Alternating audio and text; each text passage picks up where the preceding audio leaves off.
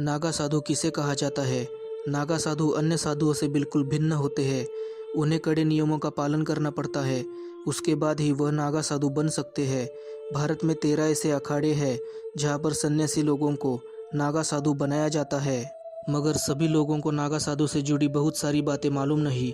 जिसे भी नागा साधु बनना होता है, उसकी सबसे पहले यहाँ के अखाड़े में ब्रह्मचर्य की परीक्षा ली जाती है।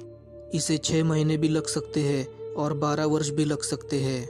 जब अखाड़ा के गुरु को लगता है कि उनका शिष्य पूरी तरह से तैयार हो चुका है, उसके बाद ही गुरु उसे आगे की शिक्षा देना शुरू कर देते हैं। ऐसा नहीं कि केवल पुरुष ही नागा साधु बन सकते हैं, बल्कि महिला भी नागा साधु बन सकती है, और ख़ास तौर पर दूसरे देशों की महिलाएं भी नागा साधु बन चुकी है। नागा साधु बनने के लिए सबसे पहले बालों को पूरी तरह से काटना पड़ता है।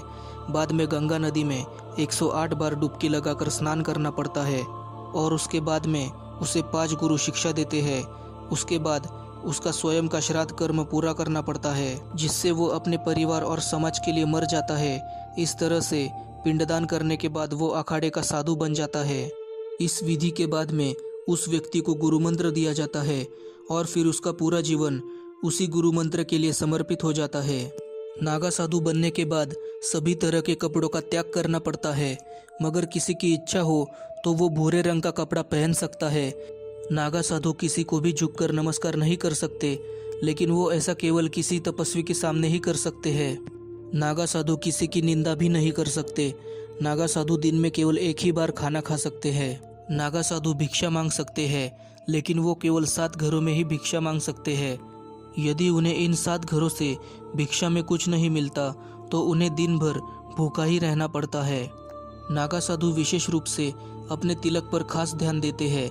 सभी नागा साधु हर दिन एक जैसा ही तिलक लगाते हैं। अधिकतर नागा साधु केवल कुंभ मेला में ही देखने को मिलते हैं। जैसे ही कुंभ मेला खत्म हो जाता है, वैसे ही सारे नागा साधु चले जाते हैं।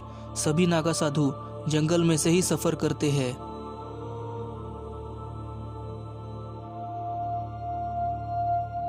नागा साधु बनने से पहले सभी महिलाओं को 6 से 12 वर्ष तक ब्रह्मचर्य का पालन करना पड़ता है। ऐसा करने से महिला सफल हो जाती है। उसके बाद ही वह नागा साधु बन सकती है। महिला को नागा साधु बनने से पहले स्वयं का पिंडदान करना पड़ता है। नागा साधु बनने के लिए महिला को सबसे पहले पूरे बाल काटने पड़ते हैं।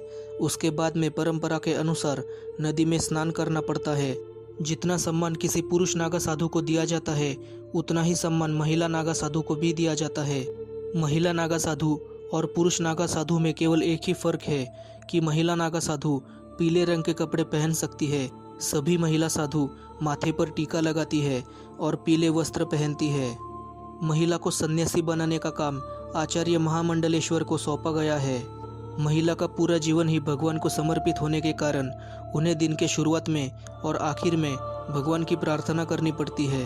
जब कोई महिला नागा साधु बन जाती है तो वहाँ के सारे साधु उन्हें माता कह के बुलाते हैं।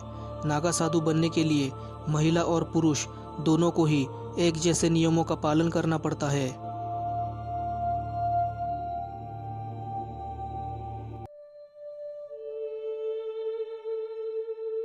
ऐसा कहा जाता है कि नागा साधु की शुरुआत त्रेता युग में हुई थी और उसकी शुरुआत भगवान दत्तात्रेय ने की थी।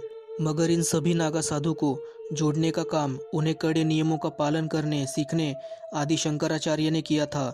उन्होंने हिंदू सनातन धर्म की रक्षा की थी, इसलिए उन्हें सन्यासी योद्धा भी कहा जाता है। आज भी सभी नागा साधु के हाथों में भगवान शिव का त्रिशूल देखने को मिलता है।